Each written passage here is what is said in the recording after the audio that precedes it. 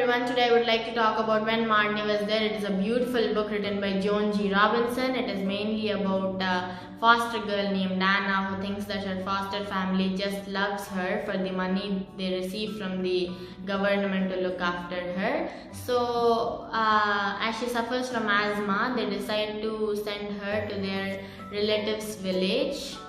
And ever since she steps into that village, she starts getting a dream about a beautiful blonde girl getting her hair brushed harshly.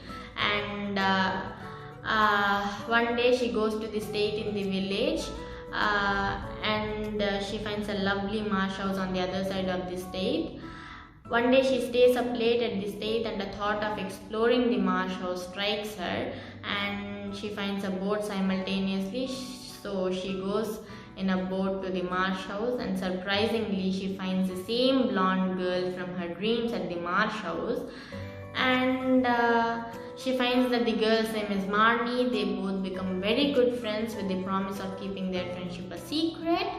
And one day Anna tells Marnie that her life is very bad as all the members of her biological family died, abandoning her as an orphan, and she hates her foster family because they receive money from the government to look after her.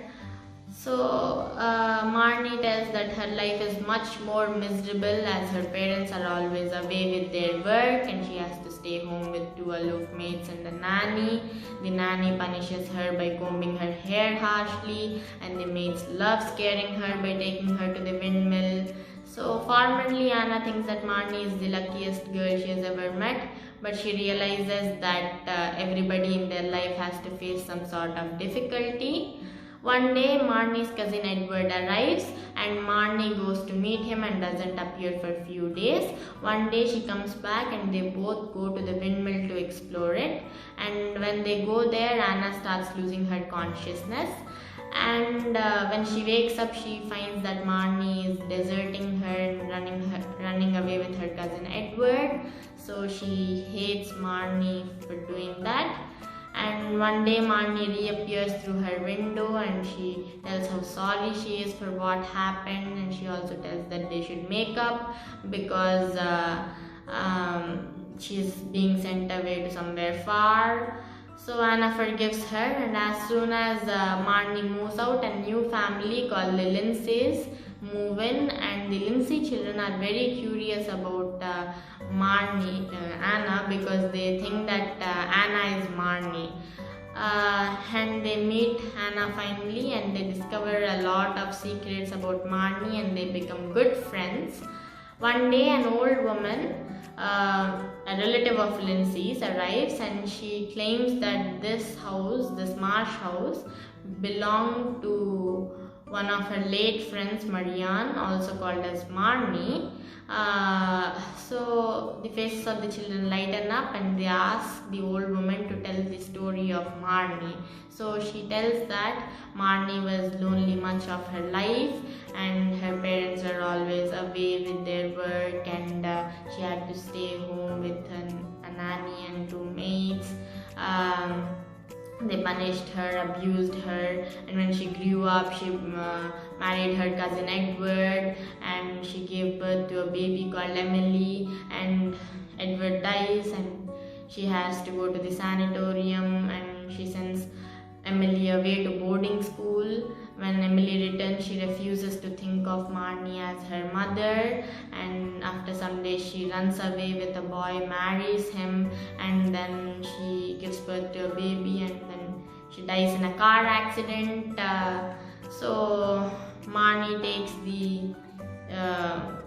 daughter of Emily and tries to live for her, but she dies with the guilt of not having cared for Emily well. So after that, the Lindsay children ask what the baby's name was. Then she says it was Anna, and they ask as an R Anna, and then she goes yes. So tears drip out of Anna's eyes after realizing who Marnie was. This book is really lovely, and the strength of friendship between Anna and Marnie is just amazing. This book got shortlisted for Carnegie Medal in 1968, and the author Joan G. Robinson was a mediocre student, and the story was much inspired from her own childhood, and the settings of this book were inspired from the village of Norfolk, where the author and her family spent the summers at. 30 years after this book got published, a Japanese man came looking for the fictitious town of Little Overton.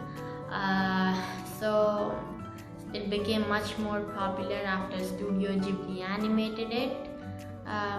There's a lot of warmth in this book as we travel with Anna from the beginning to the end, and we notice at the beginning she is much of a loner, and then when the story progresses she becomes much more lively as she becomes a friend of Marnie.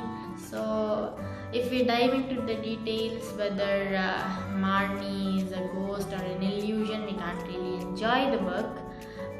Whatever it might be, it cured Anna. Many people have said that Anna might be schizophrenic or she might have been traumatized, but whatever, it cured her and it made her a much more better person. This is the main reason why I like this book, and I can't really say that it's a children's classic because it has the ability to steal anybody's heart. Thank you so much.